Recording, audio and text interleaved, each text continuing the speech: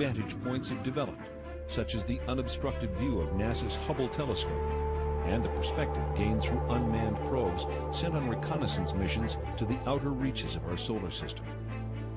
These breakthroughs in space exploration reveal many inaccuracies in earlier astronomical conclusions. On August 19, 1977, the American space probe Voyager 2 leaves Cape Canaveral on a several-year journey to the vicinity of this solar system's most distant planets. The Voyager's discoveries challenge many of astronomy's recent conclusions, while fully corroborating ancient knowledge. For the first time, we see images of Uranus. Astonishingly, it is exactly as the Sumerians report in their 6,000-year-old description. Though they have no telescopes that we know of, the Sumerians characterize Uranus as Mash-Sig, translated bright greenish. They also explain the unique planetary tilt of Uranus. According to the Sumerians, our solar system was invaded by a planetary body that caused collisions and disrupted the existing order. NASA scientists concur that a collision with a body the size of Earth, traveling at 40,000 miles per hour, could have caused both the orbital skew of Uranus and the devastation apparent from the planet's surface scarring. Its neighbor Neptune was described as a blue-green planet by the Sumerians millennia ago, but science has only confirmed this fact during the past few decades. The Sumerians named and listed all of the planets in our solar system. Their documented list of these planets is tangible evidence that in at least one respect, modern man is on a path of rediscovery.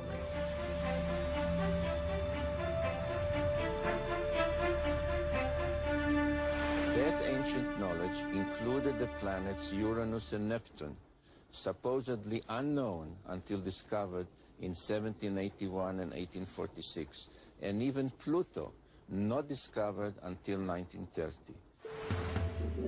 Neptune, Nudimmud, the artful creator.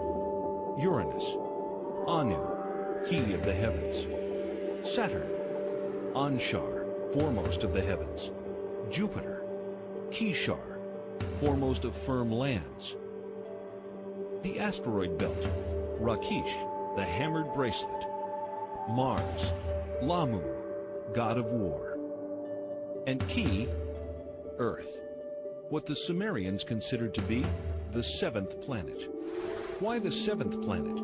Why not the third, as Earth is so often referred to in modern parlance? Sumerian records indicate that they began their counting not from the sun, but from a planet on the outside of the solar system. But most surprising was the inclusion of one more large planet as the 12th member of our solar system. The launch of Pioneer 10 in 1972 ushers in the era of deep space exploration. The craft journeys beyond the outer known planets, sending back data that is used to seek a possible 10th planet. 14 August 1978, which was just about 6 weeks after we discovered the fact that Pluto has a satellite. Once you have a satellite for a planet, you can determine how heavy it is. It turns out Pluto was very much smaller and lighter weight than we had thought, which meant that Pluto has no influence, no appreciable influence on the motions of the planets Uranus and Neptune. At that point, we voiced a hypothesis that this means that there is at least one yet to be discovered planet in the outer reaches of the solar system. Over the past 2 decades, physicists have joined astronomers in the search for the mysterious Planet X. One of the things we did in 1978, having made this prediction that there was an additional planet, 10th or 12th, depending on your point of view, we sort of put our money where our mouth was, as it were, and we went out and we started looking for this thing. We've been able to refine the search area somewhat, get it rather narrowed down. We do our predictions based on the observed anomalies in Uranus and Neptune. We actually are currently looking down in the region of Centaurus, which is just south of the constellation Libra. But if it is in the kind of orbit that we describe here, it would have to be a planet that would have a mass something like 3 to 5 times the mass of the Earth. This would put it intermediate between the gaseous planets like Uranus and Neptune and the terrestrial planets that we have in the inner part of the solar system. So if this planet turns out to be in a 3,600-year orbit, then its mass will be correspondingly larger. This one here is a map of the solar system as we know it. The inner planets, this is the orbit of planet Pluto. And this here is the orbit that I have proposed for the 10th planet. And here's where we think it is right about now in its orbit. If Planet X exists, we are not alone in this solar system. The story of this planet, as told by the Sumerians on their 7 tablets of creation, begins 4 billion years ago, when our solar system was much younger and our own planet Earth did not yet exist. The surviving historical records of the Sumerians reveal the story of an intruder planet, Nibiru, which appeared out of deep space, drawn into the center of our solar system by the planetary pull of Neptune, Uranus, Saturn, and Jupiter. On an opposing orbital path with the 7th planet, a planet referred to in Sumerian records as Tiamat, Nibiru's new orbit around the Sun placed the 2 planets on a collision course. Sumerian cosmogony answers many puzzles that still baffle modern science. Central to it was the tale of a celestial collision and knowledge of a solar system with 12 members. As they draw near, one of the satellites of Nibiru crashes into Tiamat, cracking the planet. Subsequent collisions smash half of Tiamat completely, breaking the pieces into what develops mostly into the asteroid belt. This is referred to in the Bible and Sumerian text as the firmament. The other half of Tiamat becomes Earth. The Earth is thrust into a new orbital position, carrying with it Tiamat's main satellite, our moon. Nibiru, the intruder, is cast into a permanent clockwise solar orbit, returning to Earth's neighborhood once each 3,600 years, forever becoming the 12th member of our solar system.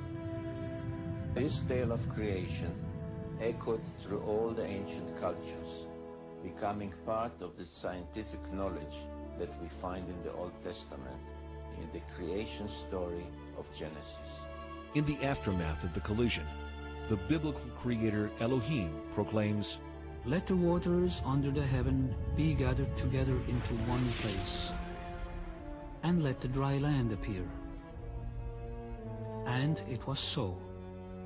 And Elohim called the dry land Earth, and the gathering together of the waters he called seas. If Earth is the orbital remains of a planetary collision, scientists believe that the most obvious place to look for planetary scarring is 7 miles below the surface of the Pacific Ocean. When in the heights heavens had not been named, and below earth had not been called, naught but primordial Apsu, their begetter, Mamu, and Tiamat, she who bore them all. Their waters were mingled together. 2 planets mingled together. The biblical passage of Genesis reads, "In the beginning God created the heaven and the earth. And the earth was without form and void, and darkness was upon the face of the deep. And the Spirit of God moved upon the face of the waters. And God said, Let there be light. And there was light." If we apply the knowledge of the Mesopotamian text to the biblical text, the correct reading of the book of Genesis emerges, especially in relation to waters. And Elohim said, "Let there be a firmament in the midst of the waters, and let it divide the waters from the waters." And Elohim made the firmament, dividing the waters which are under the firmament from the waters which are above the firmament. And Elohim called the firmament heaven. Upper waters? Lower waters? What does the Bible mean by this? The Sumerians describe Uranus and Neptune as watery planets. What are the conclusions of modern science? In 1979, 1980, and 1981, Pioneer and Voyager visit Jupiter and Saturn with their many moons. During these missions, water is discovered virtually everywhere, as ice on the surface and as water below the surface. The Sumerians' ancient claim of water on Jupiter's moons Io and Europa is proven. The Sumerian records indicate water on Enceladus and Tethys, two of the moons of Saturn, and in that planet's spectacular rings. The findings of NASA confirm these ancient Sumerian assertions, giving further credence and clarity to the biblical quote, "waters above the firmament." Halley's Comet travels through space, itself a spectacular confirmation of the biblical claim, "waters above the firmament."